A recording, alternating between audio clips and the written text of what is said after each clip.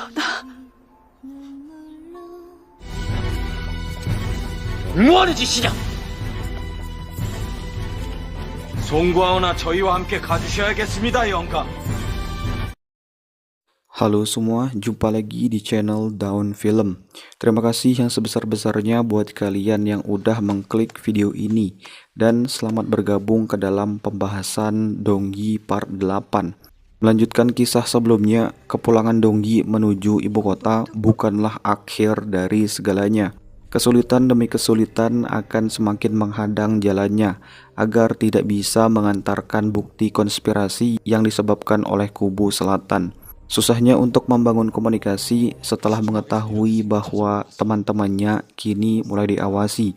Hal itu kemudian memaksa Donggi untuk mengambil sebuah jalan lain dengan menjadi seorang pelayan air. Memanfaatkan kesempatan yang ada, akhirnya Donggi dapat memasuki istana dengan aman.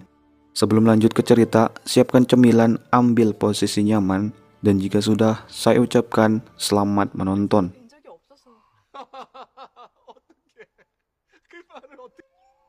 Donggi yang berhasil memasuki istana kini sedang berusaha untuk dapat menemui raja.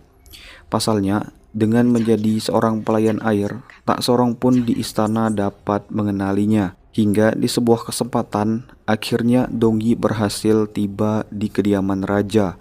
Namun, ketika hendak melangkahkan kakinya lebih jauh, seketika langkahnya itu dihentikan oleh para pengawal istana yang sudah bersiap di depan gerbang. Tentunya, para pengawal nggak bakalan mengizinkan seorang pembantu yang seenak jidatnya itu dapat dengan mudah mendekati sang penguasa. Donggi pun berakhir diusir dari tempat itu.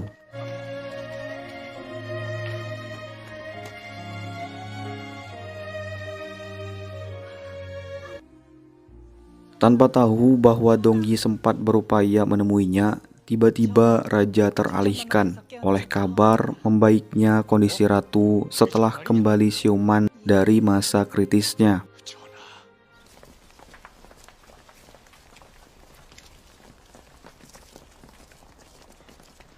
중전이 의식을 찾았다는 게 정말이냐? 예, 전하. 중전. 전하.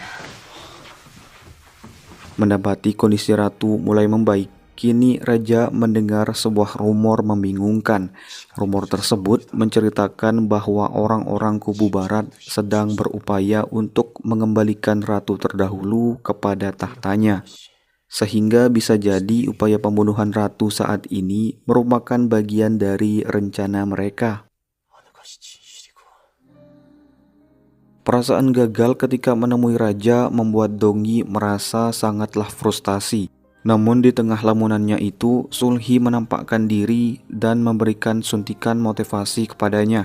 Sebuah hagem bekas peninggalan Dongju waktu masih menjadi pemusik istana dibawa ke hadapannya. Hal itu mengingatkan Donggi ketika kakaknya bersedih, hagem tersebut selalu menemani dan menghiburnya. Tak lama, Donggi pun mencoba untuk membunyikan alat tersebut.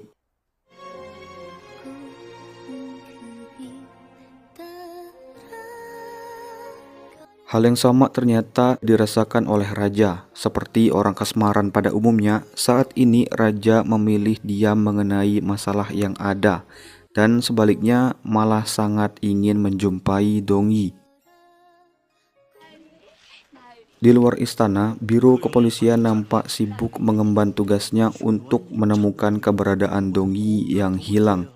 Tiba-tiba, salah seorang gisaeng bernama Gem Ong menyatakan bahwa dirinya sempat mengenali orang yang ada pada poster pencarian. Ia bersaksi bahwa orang tersebut baru saja memasuki ibu kota. Berkat informasi dari Gem Ong itu, Yunggil dan Junsu yang ada di tempat itu segera bergegas pergi menyusulnya.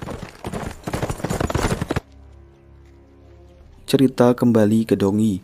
Kini semangatnya telah beregenerasi seolah tak terjadi apapun. Dengan lantang, ia memutuskan kembali menjalani penyamarannya sebagai seorang pelayan air. Suatu hari, di tempatnya bekerja, tak sengaja Donggi menemukan bekas tumpahan minuman yang terbuat dari kacang hijau. Ketika hendak menyimpulkan temuannya itu, seorang budak di dekatnya mengindahkan bahwa sebentar lagi biro penyidik akan melakukan pekerjaannya, yaitu merazia para dayang istana secara acak. Seketika terbesit sebuah cara agar dapat berkomunikasi dengan teman-temannya di biro penyidik. Lantas, Dongyi pun menaruh sebuah pesan rahasia di sebuah kamar seorang dayang, berharap agar pesan itu ditemukan oleh seorang yang ia kenal.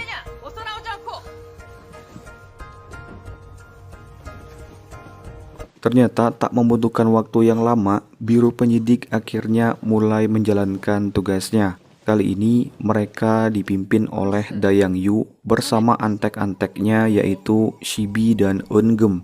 Sedangkan Dayang Jung kini mulai diawasi sehingga pergerakannya akan sangat terbatas. Dalam penyidikan itu, Jung Im yang tak meyakini pekerjaan dari kedua pemalas, Shibi dan Eunggeum, mencoba untuk kembali memastikan apakah ada yang terlewatkan. Dan benar saja, ternyata Jung Im mendapati sebuah pesan yang disembunyikan oleh Dongyi di tempat itu.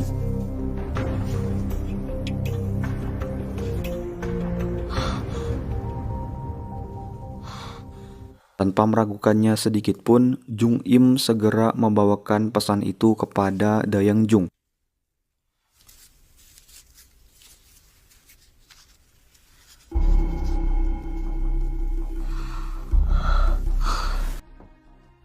Di sisi lain, karena meragukan pesannya akan jatuh ke tangan yang salah, Dongyi memutuskan kembali untuk mencarinya. Hingga terjadi sebuah kesalahpahaman dan Dongyi pun dituding sebagai seorang pencuri. Ketika hendak dibawa menuju kantor biro penyidik, ternyata kedua temannya itu tiba untuk menyelamatkannya. 마마님, 동이야.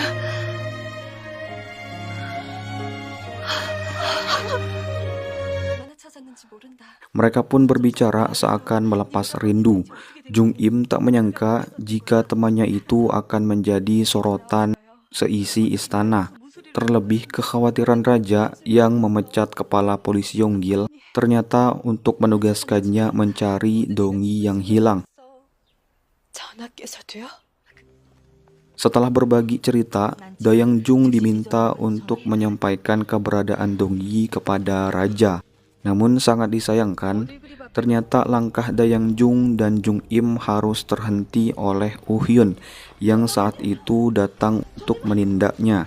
Sebuah surat penangkapan atas tuduhan persekongkolan dengan kubu pendukung ratu terdahulu yang bekerja sama untuk membunuh ratu telah dituduhkan kepadanya.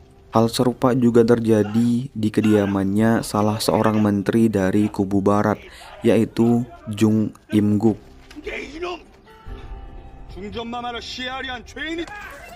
Tak terhenti sampai di situ, ternyata kubu barat sudah melewati batas dengan mengobrak-abrik seakan menghina ketentramannya Ratu In Hyun di kediamannya.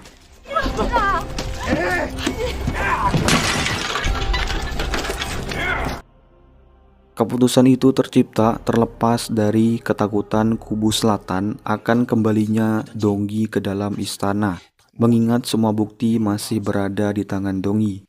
Kejadian itu semakin dibuat memanas ketika seorang bangsawan menyebalkan yang terobsesi akan Dongyi, yaitu Huyang, tiba-tiba membeberkan kesaksiannya setelah sempat mendapati keberadaan Dongyi berada di dalam istana. 장희재 그 자식이 찾아 헤매고 다니는 도망친 그 궁녀. 네? 무슨 소리냐? 내 손에 죽고 싶지 않으면 당장 말아가라. 당장!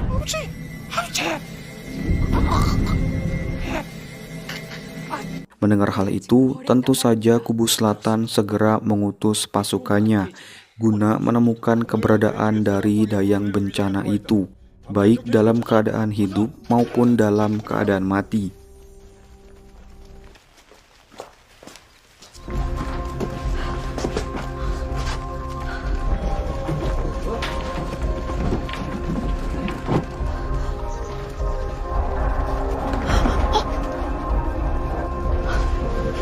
merasa istana bukan lagi merupakan tempat yang aman, segera Dongyi melarikan diri menuju keluar istana. Namun dalam pelariannya itu, beberapa kali Dongyi sempat dipergoki dan hampir saja tertangkap.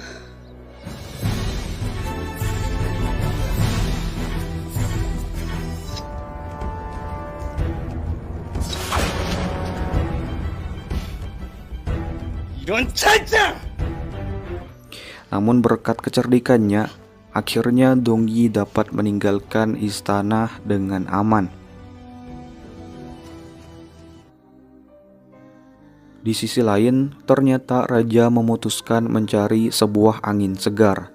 Dari sekian banyak tempat yang ada, raja malah memilih sebuah kedai kumuh yang berada di luar istana. Tempat itu sangatlah sederhana. Sebuah tempat yang paling berkesan di mana raja dapat melepas tawa bersama seorang pelayan rendahan beserta teman-temannya yang pandai akan melawak. Sebuah tempat di mana raja tidak harus memperdulikan statusnya sebagai seorang penguasa. Tiba-tiba, di antara kesunyian angin malam terdengar sebuah lantunan Hagem, dan setelah mengikuti dari mana asal melodi itu, betapa terkejutnya ia setelah mendapati bahwa Dongyi ternyata berada di hadapannya.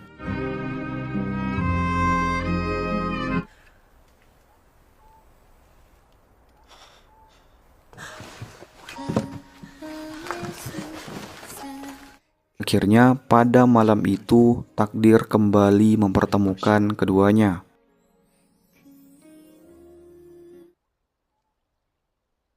Berhasil menemukan Dongyi membuat raja sangat bersyukur ketika masih diberikan kesempatan untuk dapat menjumpai Dongyi. Setelah sekian lama menghilang dari hadapannya, kini betapa senangnya raja setelah berhasil mengetahui siapa sosok sebenarnya yang memainkan lantunan merdu Hagem itu.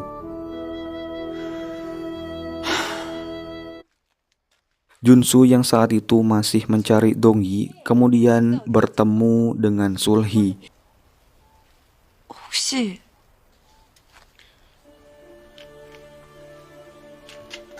Sulhi mengaku bahwa Dongyi masih hidup dan sekarang berada di istana. Dalam antusiasme tinggi, Junsu mencoba memberitahukan hal itu kepada Yonggil. Namun ternyata Yonggil sendiri telah lebih dulu mengetahui kabar bahwa Dongyi telah ditemukan. Mendengar hal itu, keduanya pun segera bergegas menuju salah satu kediaman pribadi milik raja. Dan setibanya di sana, Junsu segera berlari menemui Dongyi. Keinginan kuatnya yang selama ini terkumpul akhirnya terbayarkan setelah dapat menyaksikan adiknya ternyata berada dalam keadaan baik-baik saja. 다치거나 상한 데는 없는 게야? 괜찮아요. 이젠 정말 다 괜찮아요, 오라버니.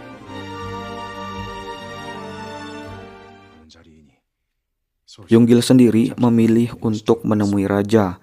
Dengan berat hati ia menyampaikan kekhawatiran mengenai Dongyi. Walaupun nanti mereka memiliki kekuatan untuk mengungkap kebenaran, tetapi tetap saja nyawa Dongyi akan menjadi incaran bagi kubu selatan.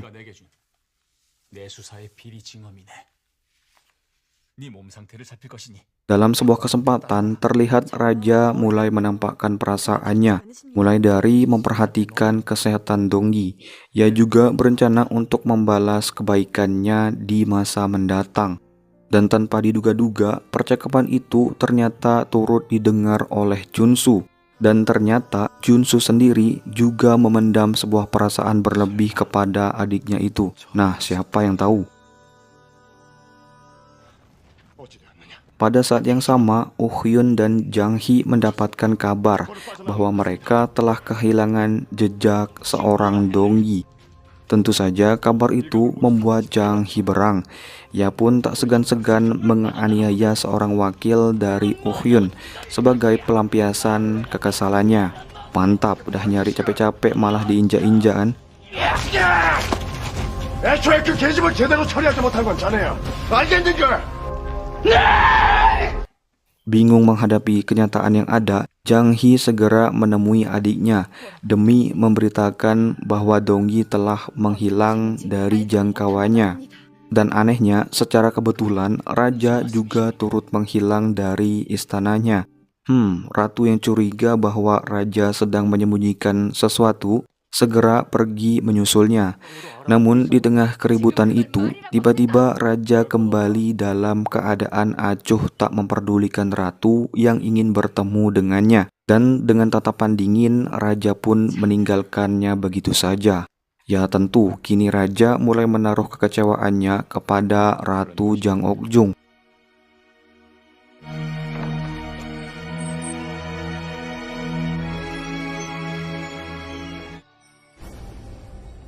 Pada keesokan harinya, kabar mengejutkan tiba-tiba tersebar di seluruh penjuru kerajaan.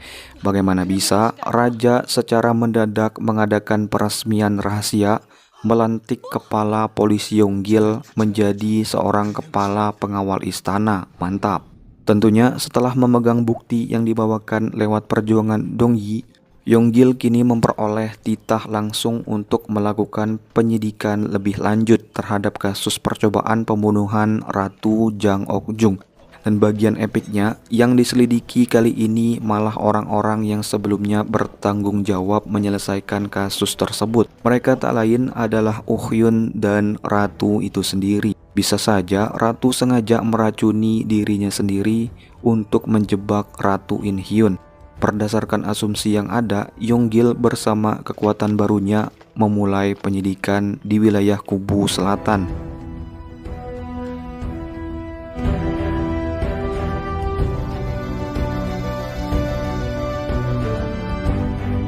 야, 이곳에 어찌 의심스러운 기운이 직감적으로 좌르르 오네? 이보시오! 말 조심하시오! 계속 수사들 하거라. Sebagai bentuk kepeduliannya, Raja membawakan sebuah tabib khusus untuk memeriksakan keadaan Dongyi. Namun, siapa yang mengira tiba-tiba kondisi mental dan kesehatan Dongyi menurun secara drastis. 동이야. Raja yang saat itu sedang berupaya melemahkan Kubu Selatan yang sudah terlanjur memiliki kekuatan super besar di pemerintahan, harus mendapati sebuah kabar buruk mengenai Dongyi. Lantas ia pun segera bergegas menemui tabib terkait yang menyebutkan bahwa Dongyi tidak akan bertahan karena untuk mengembalikan staminanya dibutuhkan ginseng merah. Sedangkan ginseng merah sendiri telah diekspor habis-habisan ke luar Joseon, lebih tepatnya ke dinasti Qing. Dan dari sinilah diketahui bahwa Raja lebih mementingkan Dongyi daripada penyakitnya sendiri. Tanpa ragu, ia memerintahkan tabib tersebut untuk menggunakan semua herba kesehatan miliknya. Hal itu dilakukan demi keselamatan Dongyi itu sendiri. Pada saat yang bersamaan, merujuk bukti temuan Dongyi, ditemukanlah sebuah bukti tambahan atas korupsi yang dilakukan oleh Biro Keuangan.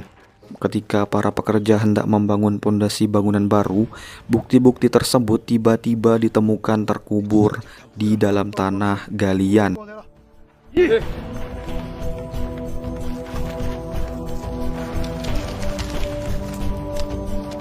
Mengetahui jejaknya sudah terlacak, Jang Hee memerintahkan orang-orang dari Biro Keuangan untuk segera mengambil kembali barang bukti yang sempat disita itu.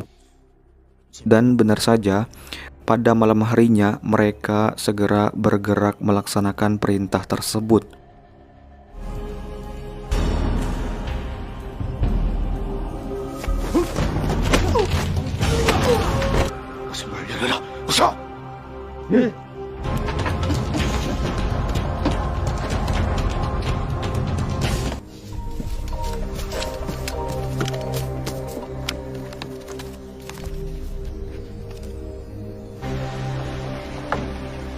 그건 처리해봐야 소용이 없네, 전수.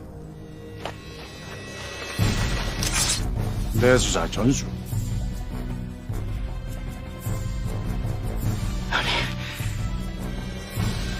당신은 이제 그만 포기하게, 전수. 자네가 찾는 그 증언은 이미 전하께서 갖고 계시니 말이세. 뭐하는 짓이냐? 송구하오나 저희와 함께 가주셔야겠습니다, 영감. 니놈, Namun kenyataannya, bukti sitaan itu merupakan bukti palsu yang sengaja diumpankan untuk memancing keluar para tersangka. Dan cerita pun berlanjut di part berikutnya. Sekian untuk pembahasannya, terima kasih sudah menonton video ini sampai menit akhir. Daun Film.